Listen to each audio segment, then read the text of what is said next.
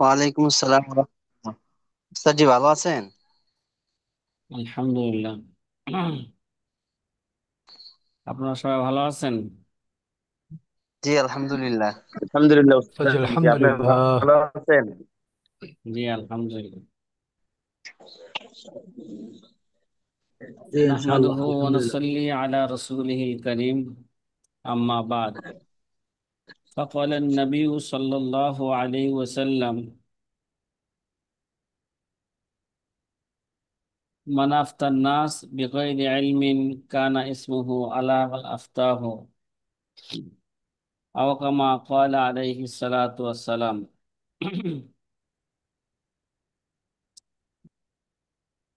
প্রিয় আজিজ ছাত্র ভাইয়েরা, গতকাল আমরা 40, 41, 42 নাম্বার শেরের মধ্যে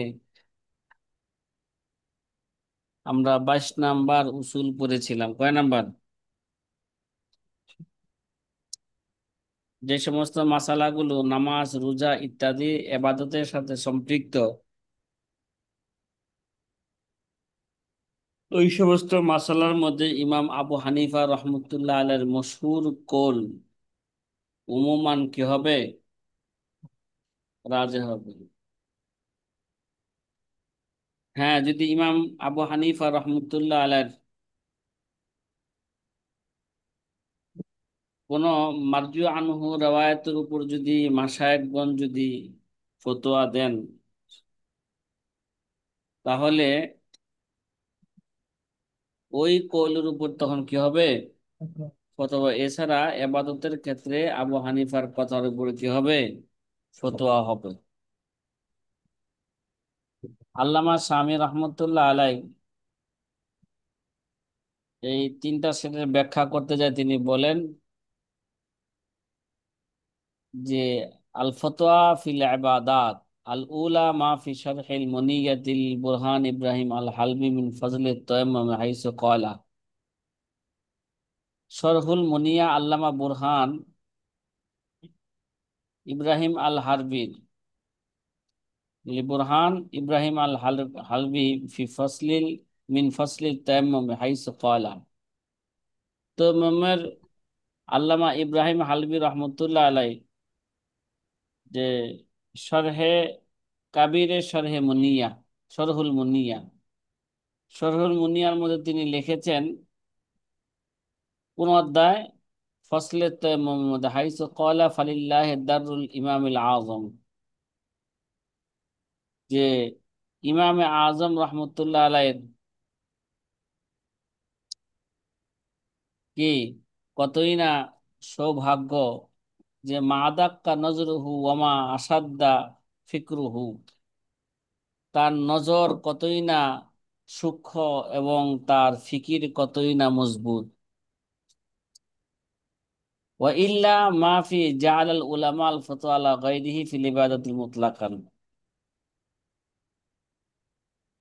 সাধারণত ইবাদতের কৌলের ক্ষেত্রে যদি উলামায়ে কেরাম ফতোয়া যদি, ওয়া ইল্লা মা জাআলাল উলামা আল ফতওয়া আলা কওলিহি ফিল ইবাদাতি মুতলাকান, যে হ্যাঁ উলামায়ে কেরাম আবু হানিফার কৌলের মধ্যে থেকে যদি কোনো এবাদতের কোনো কৌলের উপর সাধারণত ফতোয়া দেয়, তাহলে ওই ওই ফতোয়াই হবে ওহুয়াল ওয়াকিবিল ইস্তিকরা, যেটা তালাশের মাধ্যমে জানা গেছে মালাম ইয়াকুন আনহু রাওয়ায়াতুন কা কৌলিল মুখালিফ, কা কৌলিল মালাম ইয়াকুন আনহু রাওয়ায়াতুন কা কৌলিল মুখালিফ কামা ফি তাহারাতিল মাইল মুস্তামালাতি ফাকাদ ইনদা আদমি গায়রি নাবিজিত তামার। এখানে দুইটা উদাহরণ দিল। একটা উদাহরণ তো শেরের মধ্যে দিছে, আরেকটা উদাহরণ দিল তাহারাত মাইল মুস্তামালার ব্যাপারে, যে মায়ে মুস্তামাল পাক না না পাক। ঠিক আছে, তাহলে অজু করা একটা আবাদত বলছিলাম নাকি? নাবিজে তামার দ্বারা অজু করা যাবে কি না? তো এটা তো এক ধরনের আবাদত।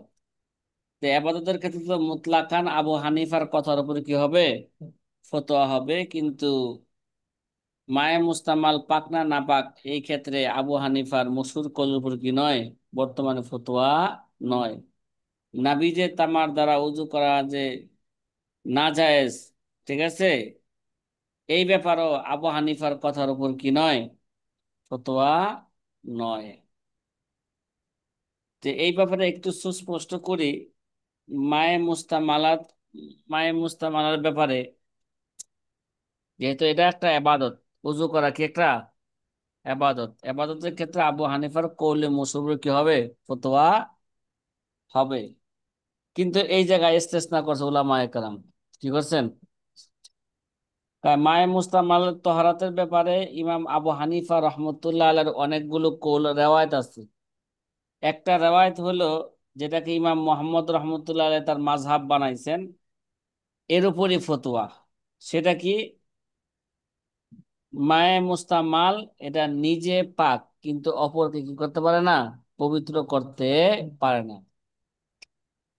এইটো আবু হানিফার একটা রেওয়ায়েত ছিল, কিন্তু এই রেওয়ায়েতটা মারজু আনহু, আবু হানিফা থেকে কি করছেন, রুজু করছেন, এটা গ্রহণ করেন নাই।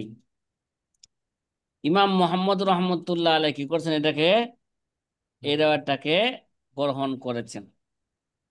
তার মোকাবেলায় ইমাম আবু হানিফা রহমতুল্লাহ আলাইহির মশহুর কোল হইল যে মায়ে মুস্তামাল এটা কি নয়, পাক নয়। মায়ে মুস্তামাল এটা কি নয়, পাক নয়।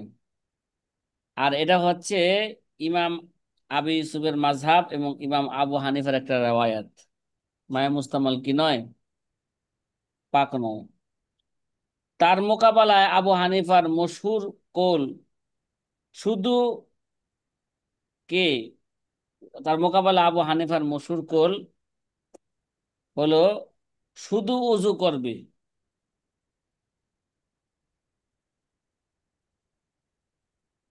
না ভুল বলছি,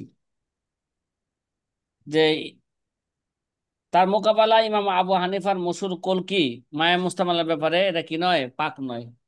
কথা কয় না, আবু হানিফার মশহুর কৌল কি, মায়ে মুস্তামাল এটা কি নয়, এটা পাক নয়।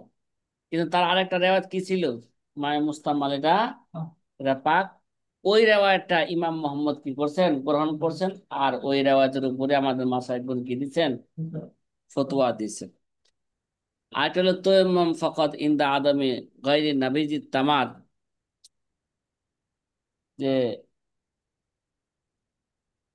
নাবিজে তামার এটা পাক না না পাক, পাক, নাবিজে তামার দ্বারা ওযু করা, নাবিজে তামার ছাড়া অন্য পানি যদি না পাওয়া যায়, তায়াম্মুম ফাকাত বলছে, তায়াম্মুম ফাকাত ইনদা আদামি গায়রি নাবিজি তামার, তার মানে কি, নাবিজের তামা না থাকা, নাবিজের তামা যদি ছাড়া যদি অন্য জিনিস না থাকে, ইন্দা আদমে গায়রে নাবিজির তামার, নাবিজির তামার ছাড়া যদি মায়ে মুতলাক না থাকে, তখন অতয়ম্মম ফকত, তখন কি করবে, শুধু তয়ম্মম করবে। কিন্তু এটা আবু হানিফার কওলের উপর কি হইল না, ফতোয়া হইল না। কেন, নাবিজের তামার থাকা অবস্থায়, যদি নাবিজের তামার আছে কিন্তু এছাড়া অবস্থা যদি অন্য কোনো পানি যদি না থাকে, তাহলে ইমাম আবু হানিফা রহমতুল্লাহ আলাইহ এই ব্যাপারে কি বলছেন বলেন, শুধু নাবিজের তামার দ্বারা কি করবে, উযু করবে। অথচ আমাদের ফতোয়া হচ্ছে নাবিজের তামার ছাড়া অন্য পানি না থাকলে তখন শুধু কি করবে, তায়াম্মুম করবে। কথা কি বোঝা আসতেছে, শুধু তায়াম্মুম করবে, ঠিক আছে। এটা ইমাম আবু ইউসুফের মাযহাব, কে এরা, এবং আবু হানিফার একটা রেওয়ায়াত, যে তায়াম্মুম করার ব্যাপারে। তার মোকাবেলায় আবু হানিফা রহমতুল্লাহ মশহুর কওল হইল এই সূরাতে ওযু করবে, কি করবে, শুধু কি করবে, ওযু করবে। আর ইমাম মোহাম্মদ রহমতুল্লাহ আলাইহি বলছেন ওযুও করবে, আবার তায়াম্মুম করবে, দুটোটাই করবে। ইমাম মোহাম্মদ কি কয়, ওযুও করবে, কিন্তু মাশায়েখগণ ইমাম আবু হানিফার কথার উপর ফতোয়া দেন নাই, ফতোয়া দিলেন ইমাম আবু ইউসুফের কথার উপর, যে নাবিজে তামার ছাড়া অন্য কোনো যদি পানি না, অন্য কোনো কিছু না থাকে, কোনো মায়ে মুতলাক না থাকে, তাহলে শুধু শুধু কি করবে? তায়াম্মুম করবে। এর সাথে বের কথা কি বুঝতেছেন? হ্যাঁ। জি এই গেল আলহামদুলিল্লাহ। আবু হানিফ আল্লামা শামী রহমতুল্লাহ আলাইহির ব্যাখ্যা, যে মুতলাকান সাধারণত আবাদতের ক্ষেত্রে আবু হানিফা রহমতুল্লাহ আলাইহির কৌলের উপরে কি হবে? ফতোয়া হবে। তার উদাহরণ তো এখানে দেওয়া হয় নাই, উদাহরণ দেওয়া হয়েছে তার বিপরীত। কথা কয় না, কিসের উদাহরণ দেওয়া হয়েছে? বিপরীত না, কিতাবে উদাহরণ দিছে কিসের? বলছে আবাদতের ক্ষেত্রে আবু হানিফার কৌলের উপর ফতোয়া হবে, তার উদাহরণ কি এখানে দিছে? মানে আবু হানিফার কৌলের বিপরীত কৌলের উপর যে কখনো কখনো ফতোয়া হয়, তার কি দিছে? উদাহরণ দিছে। যে আবাদতের ক্ষেত্রে যে ফতোয়া হবে মুতলাকান আবু হানিফার কৌলের উপর, তার দুই একটা উদাহরণ আপনাদের সামনে দিতে চাচ্ছি। কথা কি বুঝে আসতেছে? যদি কোনো কুয়ার মধ্যে, এই মাসলা আমরা পড়ছি, যদি কোনো কুয়ার মধ্যে যদি চড়ুই পাখি অথবা কি ইঁদুর ইত্যাদি এরকম জানোয়ার যদি কি যায়, পইরা যদি, হ্যাঁ, পইরা যায়, এবং সে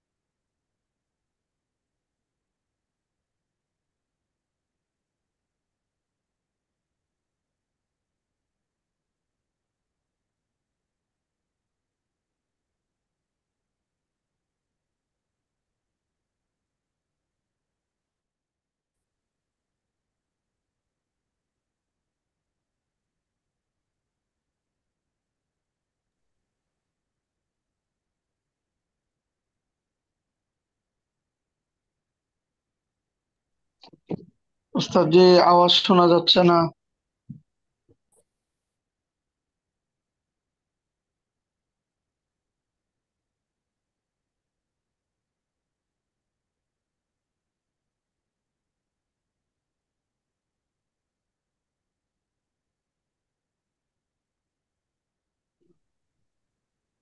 সাথী ভাইরা, আওয়াজ তো আসতেছে না।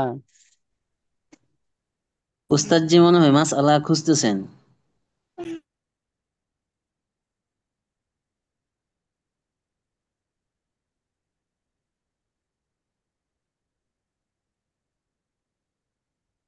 যে সাথী ভাইয়েরা,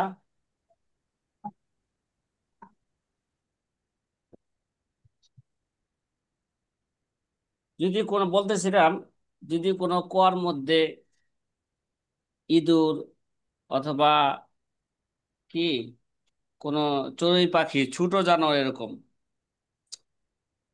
যদি যদি যদি কুয়ার মধ্যে পড়ে যায়, এবং সে পড়ছে কিন্তু এখনো ফুলেও নাই, ফাটেও নাই।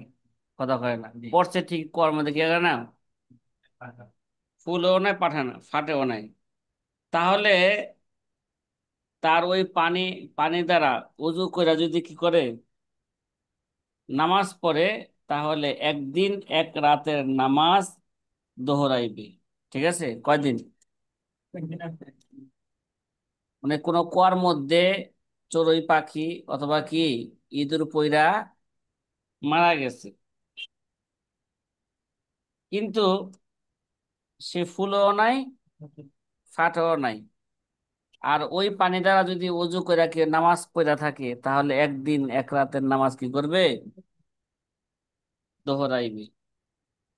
আর যদি সে ফুলেও যায়, ফাইটেও যায়, তাহলে 3 দিন 3 রাতের নামাজ কি করবে? দোহরাইবে। কথা কি বুঝতেছেন? 3 দিন 3 রাতের নামাজ দোহরাইবে। এটা হচ্ছে ইমাম আবু হানিফা রহমতুল্লাহ কি মাযহাব। আর এর উপরই ফতোয়া, এর উপরে কি ফতোয়া। তার মোকাবেলায় সাহেবান রহমতুল্লাহ মাযহাব হইল, তারা বলেন জানোয়ার, ওই প্রাণী ফুলুক বা না ফুলুক, ফাটুক বা কি না ফাটুক, কোন নামাজই দোহরানোর কোনো কি নাই, হুকুম দেওয়া যাবে না যতক্ষণ পর্যন্ত এটা জানতে না পারবে কখন থেকে এই জানোয়ার, ঠিক আছে, এই এই প্রাণী কখন পড়ছে। যখন জানা যাবে যে তখন পড়ছে, ওই সময় থেকে কি নামাজ কি করবে? দোহরাইবে। এর আগে কি দোহরাইবে না, যদি জানা যায় কখন পড়ছে, যে 1 দিন আগে পড়ছে না 2 দিন আগে পড়ছে না 3 দিন আগে পড়ছে। সাহেবানের এই কলটা কিয়াসের উপর ভিত্তি করে বলা হয়েছে। আর ইমাম আবু হানিফা রহমতুল্লাহ আলাইহির কলটা ইস্তেহসানের উপর ভিত্তি করে কি বলা হয়েছে। ইস্তেহসানের কিয়াস, এটা সূক্ষ্ম কিয়াস, এটা কি এটা সূক্ষ্ম কিয়াস। দ্বিতীয়ত হলো আবাদতের মধ্যে যেহেতু ইমাম আবু হানিফার কোল তারজিহ হয়, এর জন্য এই মাসালার মধ্যে ইমাম আবু হানিফার কোলের উপর কি হবে? ফতোয়া হবে। এই কারণে আল্লামা শামী রহমতুল্লাহ আলাই এই মাসলার ক্ষেত্রে সাহেবানের কোলের উপর ফতোয়া দেওয়ার ক্ষেত্রে কি করেছেন? হ্যাঁ, অপছন্দনীয় করছেন। আবাদতের ক্ষেত্রে কার কথার উপর ফতোয়া হবে? আবু হানিফার। সাধারণত একদিনের আগে, মইরা যাওয়ার পর একদিনের আগে কি করে না, সাধারণত ফাটে না, ফুলো না, ফাটে না। 3 দিন হয়ে গেলে অবশ্যই কি ফুলেও যায়, ফাইটেও যায়। এরা অনেক মানুষ, মানে এরা অভিজ্ঞতার আলোকে মানুষ এটা জানতে পারে। অনেক সময় যে মানুষকেও যদি কোনো মানুষ যদি কোনো পইড়া মারা যায় কোথাও, বা পানিতে পইড়া বেয়ে মারা যায়, 3 দিন পরে কি এই লাশ ফাইটা যায়। এইভাবে যদি কেউ যদি অন্য কোনো 3 দিন পরে, বোঝা গেল প্রাণী কয়দিন পরে ফাটে? এটা 3 দিন পরে কি এটা ফেটে যায়। যে মাসলা বলা হইলো, এই মাসলা বিভিন্ন এই ফিকহের কিতাবের মধ্যে আছে। ফতোয়ায়ে হেদায়েত সালেহ, হেদায়েত রাবের, হেদায়েত কিতাবের মধ্যে প্রথম খণ্ডের 44 নাম্বার এবং 45 নম্বর পৃষ্ঠার মধ্যে কি এই মাসলা গেছে। তাহলে বোঝা গেল ইবাদতের ক্ষেত্রে কার কথার উপর ফতোয়া হবে? আবু হানিফার কথার উপর কি হবে? ফতোয়া হবে। আরেকটা উদাহরণ, যে ইবাদতের ক্ষেত্রে আবু হানিফার কওলের উপর কি হবে? ফতোয়া হবে।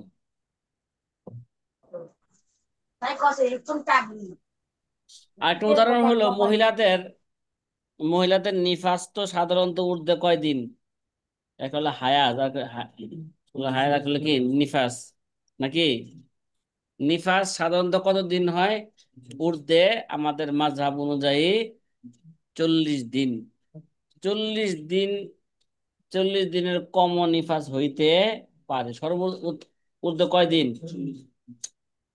40 দিন। যদি কোনো মহিলা নিফাস অবস্থায় থাকে, তার নিফাস চলাকালীন যদি মাঝখানে যদি তার রক্ত আসা যদি কি হয়ে যায়, মনে করেন 5 দিন নিফাস হয়েছে, এরপরে তার রক্ত আসা কি হয়ে গেছে গা, বন্ধ হয়ে গেছে, আবার 2-3 দিন বন্ধ থাকার পরে আবার কি হয়েছে, কথা কয় না, আবার রক্ত আসা কি হয়েছে, শুরু হয়েছে, তাহলে ইমাম আবু হানিফা রহমতুল্লাহ নিকট তাকে হালাতে নিফাসে কি করা হবে? গণ্য করা হবে। সে নিফাস অবস্থায় আছে, এটাই ধরা হবে। ঠিক আছে? চাই যে যদি এটা বন্ধ যদি 15 দিনের চেয়ে কম হোক অথবা বেশি হোক, কি বলছি? 15 দিনের চেয়ে কি এই যে মাঝখানে যে খুন নেফাস বা বাচ্চা হওয়ার পরে রক্ত আসছে, এরপরে 15 দিন অথবা কি 15 দিনের বেশি কি রয়েছে, যদি বন্ধ থাকে, তারপরও তাকে কি ধরা হবে? এরপর আবার খুন আসছে, এরপরে কি আসছে আবার, তাহলে এই মাঝখানটা যে 15 দিন বা 15 দিনের বেশি কি খুন আসে নাই, তাহলে ধরতে হবে সে কোন অবস্থা আছে, কথা কয় না, নিফাস অবস্থায় আছে। তাহলে বোঝা গেল তার তুহুরে মোতাখাল্লিলাকে, তুহুরে তুহুরে মোতাখাল্লিলা মাঝখানে যে কি হইলো, তুহুর হইলো, ঠিক আছে, এটাকে দমে মুতাওয়াতের হুকুমে কি দেওয়া হয়েছে, ঠিক না? কেমন যেন কি সবসময় কি হয়েছে, রক্ত তার প্রবাহিত হয়েছে। কিন্তু সাহাবাদের নিকট 15 দিনের চেয়ে যদি তার রক্ত যদি 15 দিনের চেয়ে কি কম হয়ে থাকে, তাহলে এই হুকুম। 15 দিনের চেয়ে বেশি হইলে তাকে পবিত্র ধরা হবে। কি ধরা হবে তাকে? মানে 15 দিনের চেয়ে কম রক্ত পড়া যদি কি থাকে, আসা যদি বন্ধ থাকে, তাহলে তাকে কি ধরা হবে, নিফাস অবস্থায় আসিরা ধরা হবে। আর 15 দিনের বেশি যদি কি থাকে, রক্ত বন্ধ থাকে, তাহলে তাকে পবিত্রই ধরা হবে, ঠিক আছে। এই মাসলার সম্পর্ক যেহেতু কার সাথে, আবাদতের সাথে, নামাজ পড়া আর না পড়ার সাথে, এর জন্য এই এই ক্ষেত্রে ইমাম আবু হানিফার কথার উপর হবে কি হবে, ফতোয়া হবে। আবু হানিফা যা তত বলছেন হবে। তার উপর কি হবে, ফতোয়া হবে। এই মাসালা আপনারা ফতোয়া শামিল করাচি বুক ডিপোর 1 নম্বর খণ্ডে 290 নম্বর পৃষ্ঠার মধ্যে পাইবেন, এবং অন্য অন্য কিতাবের মধ্যে আপনারা মোতালা করলে আপনারা কি পেয়ে যাইবেন। তাহলে এবাদতের ক্ষেত্রে আবু হানিফার কৌলের উপরে কি ফতোয়া হবে, ঠিক না? মুফতাবি কল জি। কোনটা হবে বলেন? আবু হানিফা ইমাম আবু রহমতুল্লাহ হানিফা। আলার আকওয়ালকে তালাশ করবে, যদি আকওয়াল পেয়ে যায় তাহলে আবু হানিফার কথার উপর কি হবে, ফতোয়া হবে, ঠিক না? এরকম আপনারা উদাহরণ কিতাব থেকে আরো খুঁজা কি করবেন, তালাশ করবেন। এবাদতের ক্ষেত্রে কি হবে, এটা একটা তামরিনের মতন, এটা একটা তামরিন যে, ঠিক আছে, আবু হানিফার কৌলের উপর যে ফতোয়া হবে, ঠিক আছে, এরকম অনেকগুলো উদাহরণ আপনারা কি করবেন, খুঁজে বের করবেন এই কায়দার উপর ভিত্তি করে। তো আবাদতের ক্ষেত্রে আবু হানিফার কৌলের উপর কি হবে, ফতোয়া হবে। এবার আমরা 43 নম্বর সেট থেকে আমরা তর্জমা করি, وكل فرع بالقضاء تعلق قول أبي يوسف فيه انتكا وكل فرع, এটা কত নাম্বার শের বলেন? 43 নম্বর শের নাকি? এই 43 নম্বর শের আমাদের 23 নম্বর উসুল। হ্যাঁ, কয় নম্বর উসুল এটা?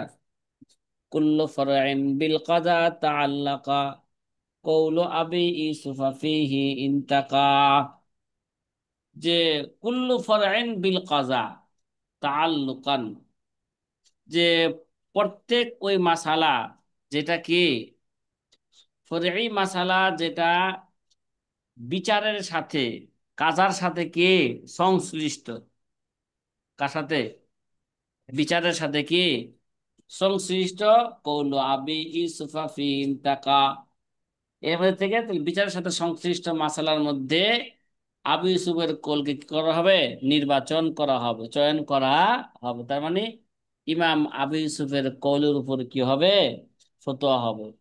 তাহলে 23 নম্বর উসুল কি জানলাম? 23 নম্বর উসুল হলো যে কজা এবং কজা সংক্রান্ত, ঠিক আছে, মাসালার ক্ষেত্রে ইমাম আবু ইউসুফের কৌলের উপর কি হবে, ফতোয়া হবে।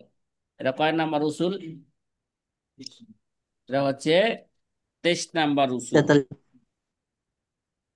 উসুল নাম্বার 23 আমাদের ধারাবাহিক অনুযায়ী, কিন্তু শের নাম্বার কত? 43 নম্বর শেরে 23 নম্বর উসুল বর্ণনা করা হয়েছে। হজরত ইমাম আবু ইউসুফ রহমতুল্লাহ আলাই তিনি দীর্ঘদিন কি ছিলেন? কাজীউল কুজাত, জাস্টিসের পদে ছিলেন। ইমাম আবু হানিফা রহমতুল্লাহ আলাই যে ইন্তেকালের আগে ইমাম আবু ইউসুফকে বলে গেছেন যে আমি দেখতেছি তুমি এক সময় বাদশাহের দস্তরখানে কি খাইবা? খানা খাইবা। বাদশার দস্তরখানে কি খাইবা? দামি দামি খানা খাইবা, এবং তুমি জাস্টিসের পদে কি হবে? হ্যাঁ, জাস্টিসের পদ পাইবা, আমি দেখতেছি। ইমাম আবু হানিফার কথা কি হয়েছে? অক্ষর অক্ষরে বাস্তবায়ন হয়েছে। ইমাম আবু ইউসুফ রহমতুল্লাহ আলাই দীর্ঘদিন তিনি কি কাজীউল কুজাত, জাস্টিসের পদে, প্রধান বিচারকের পদে কি ছিলেন? নিয়োজিত নিয়োজিত ছিলেন। এজন্য বিচারের কাজে সে থাকার কারণে এই বিচারের মাসালার উপর তার একটা অতিরিক্ত অভিজ্ঞতা হয়েছে, যেই অভিজ্ঞতা ইমাম আবু হানিফার হয় নাই। কথা হয় না, আবু হানিফাকে দিতে চাইছিল জাস্টিসের পদ কি? প্রধান বিচারকের পদ, কিন্তু আবু হানিফা গ্রহণ না করার কারণে জেলখানায় যাওয়া হয়েছে, আর জেলখানায় যাওয়ার কারণে তার কি হয়েছে? মৃত্যুবরণ করতে হয়েছে। এই বিচারের ক্ষেত্রে, মানে কজা সংক্রান্ত মাসালার ক্ষেত্রে আবু হানিফার আলাদা একটা কি ছিল? ইমাম আবু ইউসুফের অভিজ্ঞতা ছিল। এই অভিজ্ঞতা থাকার কারণে বিচার এবং বিচার সংক্রান্ত মাসালার উপর আবু হানিফা আবু ইউসুফের কলের উপর কি হবে? ফতোয়া হবে। এই জন্য বলে কুল্লু ফারইন বিল কাযা তাআল্লুকা কওলু আবি ইউসুফা ফিহি ইনতাকা। ইমাম কজা সংক্রান্ত মাসালায় আবু ইমাম আবু ইউসুফ রহমতুল্লাহ কথার উপর কি হবে? ফতোয়া হবে। তার ব্যাখ্যা বিশ্লেষণ করতে যায় আল্লামা শামী রহমতুল্লাহ আলাই বলেন, আল ফতোয়া ফিল কাযা ওয়া মা ইয়াতাআল্লাকু বিহা, ওমা ইয়াতাআল্লাকু বিহা, কজা এবং কজা সংক্রান্ত মাসালার মধ্যে ফতোয়া। আর সানিয়াতু, দ্বিতীয় উসুল। এই শেরগুলোর মধ্যে কি আমার তারতিব অনুযায়ী এটা 23 নাম্বার উসুল। মাহফিল বাহার কুবাইলা ফসলিল হাফসি, কয় বাহারুর রায়কের মধ্যে ফসলুল হাফসের পূর্বে বলা হয়েছে কলা অফিল কুনিয়া মিন বাবিল মুফতি।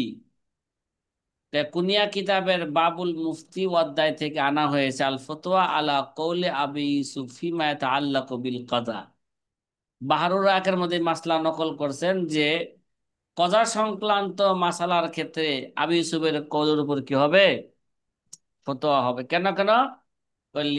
লিজিয়াদাতি তাজরিবাতিহি, মানে এই কজা সংক্রান্ত মাসালার ব্যাপারে, বিচার সংক্রান্ত মাসালার ব্যাপারে ইমাম আবু ইউসুফের অভিজ্ঞতা বেশি ছিল। কি ছিল? কারণ তিনি কি ছিলেন? জাস্টিস ছিলেন, প্রধান বিচারপতি ছিলেন। ওয়াকাজা ফিল বাজ্জাজিয়াতি মিনাল কাযা, এমনি ভাবে ফতোয়া বাজ্জাজিয়া কিতাবুল কজার মধ্যে কথা আছে আইলি হুসুলি জিয়াদাতিল ইলমি লাহু বিতাজরিবাতিহি, কয় কজা সংক্রান্ত মাসালার মধ্যে ইমাম আবু ইউসুফের ইলম কি বেশি অর্জিত হয়েছে। কেন? লি তাজরিবাতি, তার এই ব্যাপারে তার কি ছিল? অভিজ্ঞতা। অভিজ্ঞতা থাকার কারণে কজা সংক্রান্ত মাসালার মধ্যে তার এলেমের কি হয়েছে? এলেম, এই মাসালার ক্ষেত্রে তার এলেম কি হয়েছে? বেশি অর্জিত হয়েছে। ওয়ালিহাজা রজা, কয় এই কারণে দেখো না যে একটা মাসালা অন্য একটা মাসালার ক্ষেত্রে আবু হানিফার অভিজ্ঞতার আলোকে কি করছেন? মাসলা থেকে সে রুজু করছেন। কি অভিজ্ঞতা? ওয়ালিহাজা রজা আবু হানিফা দানিল কওলে বিআন্না সাদাকাতা আফজাল মিন হাজ্জিত তাতাউই। কয় এই কারণে আবু হানিফা রহমতুল্লাহ একটা কুল ছিল যে সদকা করা নফল হজের চেয়েও কি উত্তম। আবু হানিফা আবু হানিফা রহমতুল্লাহ তো কি করছেন? হজ করছেন না? কতবার হজ করছেন? কথা কয় না। 55 বার কি করছেন? হজ করছেন। আবু হানিফা রহমতুল্লাহ আলাই হজের ব্যাপারে পুরাপুরি অভিজ্ঞতা অর্জন করার আগে তিনি মাসআলা বর্ণনা করতেন যে নফল হজ করার চেয়ে নফল সৎকা এটা কে আফজাল। যেমন গ্রামগঞ্জে এখনো মানুষে বলে থাকে, এই মিয়া এই লোকে বারবার কি যায় হজে যায়, যে বারবার হজে না যায় এই টাকা যদি গরিবকে দান করতো, হ্যাঁ, যেই লোকেরা কি করতে পারে না, তার মেয়েকে বিয়া দিতে পারে না, তারা দান করে দেয়, তো সব কি হবে, বেশি হবে। এরকম একটা কথা কি আছে সমাজে, প্রচলন আছে। এই কথার একটা ভিত্তি পাওয়া গেছে। আবু হানিফা কি করতেন, এক সময় এই মাসলাই বর্ণনা করছেন, নফল হজ করার চেয়ে নফল সৎকা করা বেশি কি উত্তম। কথা কয় না। এই মাসলা কখন বলছেন, যখন হজের ব্যাপারে তার পুরোপুরি কি ছিল না, অভিজ্ঞতা অভিজ্ঞতা ছিল না। বারবার হজে গেছেন, 55 বার হজে গেছেন। হজে বারবার যাওয়ার পরে যখন হজ সম্পর্কে তার একটা আলাদা কি হয়েছে, একটা অভিজ্ঞতা হয়েছে। অভিজ্ঞতা হওয়ার পরে এবার কি বলছেন, লাম্মা হাজ্জা ওয়া আরাফা মুশাক্কাতাহু। আবু হানিফা রহমতুল্লাহ যখন নাকি হজ করলেন এবং হজ যে কত কষ্ট এটা যখন নাকি তিনি বুঝতে পারছেন, হজ নাকি কষ্ট, জাদা ফি সরহিল বিরি আলাল আসবা। ঠিক আছে, এবার তিনি তখন তিনি মাসলা ঘুরাই দিছেন, কয় না না না, নফল সৎকার চেয়ে নফল হজ কি নয়, উত্তম নয়। ওই মাসলা থেকে আবু হানিফা কি করছেন, রুজু করছেন কখন, যখন তিনি হজ করছেন, হজের মুশাক্কাত সম্পর্কে কি জানতে জি পেরেছেন। ওস্তাদ, জি ওস্তাদ, যে একটা মশলা জিজ্ঞেস করবো।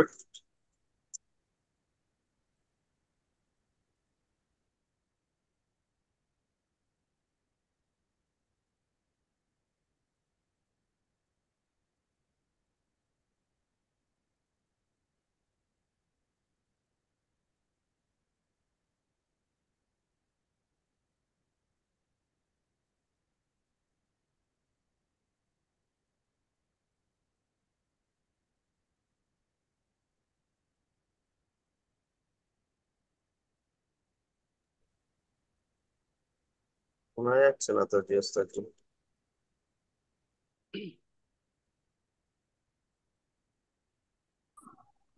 যে ফোনে কথা বল।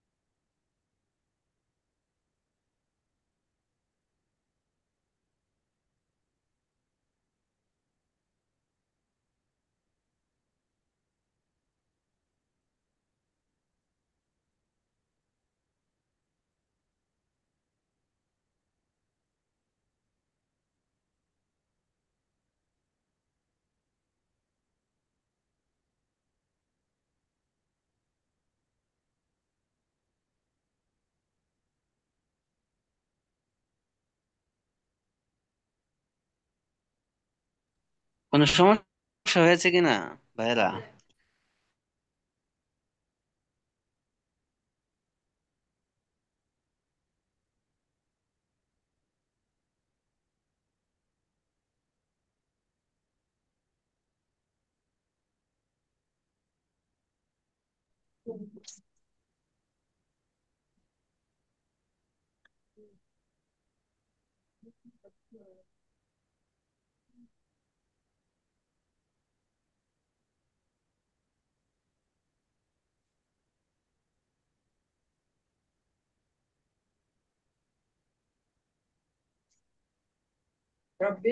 আস্তে আস্তে।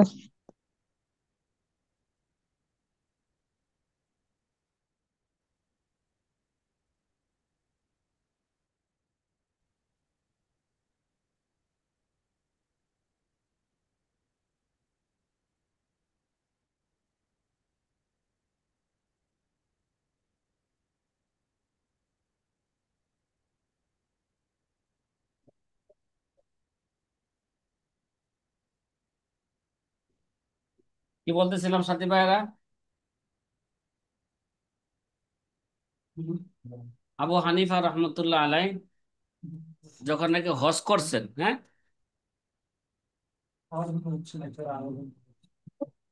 কি কইছে? কি সাথে আমার আওয়াজ শুনতেছেন না? জি উস্তাদ, জি জি শোনা যাচ্ছে। আলহামদুলিল্লাহ। হুম। জি ওস্তাদ শোনা যাচ্ছে। যে আবু হানিফা রহমতুল্লাহ আলাই যে হজ করার আগে এই অভিজ্ঞতার কারণেই, হজের অভিজ্ঞতার আগে তিনি কি করছেন? আগে ফতোয়া দিতেন যে নফল হজ করা আছে, নফল সৎকা কি উত্তম। যখন নাকি তার হজ সম্পর্কে অভিজ্ঞতা হয়েছে, হজ যে অনেক কষ্ট, এবাদতে মালি, এবাদতে কি বদনি, যখন বুঝতে পারছেন, তখন তিনি বলছেন না না, হজ করাই কি উত্তম। এটা কেন? তাজরিবার কারণে।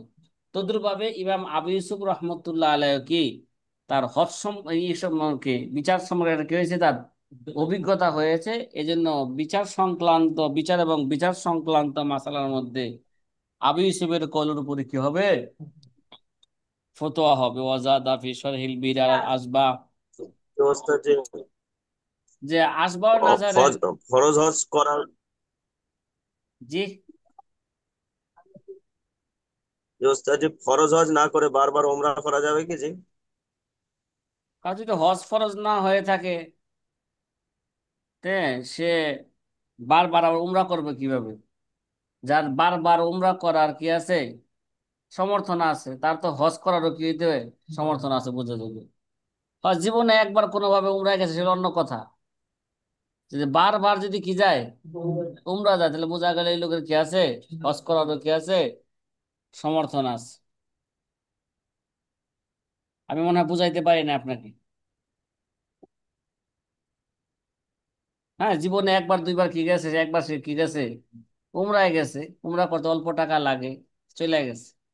কিন্তু প্রতি বছরই কি যায়, সে যদি উমরায় যায়, তাহলে বোঝা গেল কি তার হজে যাওয়ার কেসের সমাধান আছে। 2-3 বছরের উমরার টাকা জমাইলে তো কি হয়ে যায়, তোমার হোয়াটসঅ্যাপে একটা জিনিস দিছি, দেখো। জি, যে আসবার নাজারের সরা আল বিরি শরহুল বিরাল আল আসবার মধ্যে এই কথা বৃদ্ধি করা হয়েছে। আনাল ফতোয়া আলা কৌলে আবু ইউসুফ আইজান ফি শাহাদাত, কি শাহাদাতের ক্ষেত্রে আবু ইউসুফের কলমে কি হবে? ফতোয়া হবে। শাহাদাত এটা হচ্ছে কজারি সংশ্লিষ্ট মাসালা। এই কাজার মধ্যে সাক্ষী লাগে না? সাক্ষী ছাড়া কি বিচার হয়? কথা হয়, ফয়সালা হয়? এটা ফয়সালা হয় না। কুলতু লাকিন হিয়া মিন তাওয়াবিল কাজা। আল্লামা স্বামী বলেন এটা হচ্ছে কি কজার সংশ্লিষ্ট জিনিস, সাক্ষীটা। ঠিক আছে, এটা কি কজার সংশ্লিষ্ট। তাহলে কাজা এবং কজার সংশ্লিষ্ট মাসালার মধ্যে ইমাম আবু ইউসুফের কথার উপর কি হবে?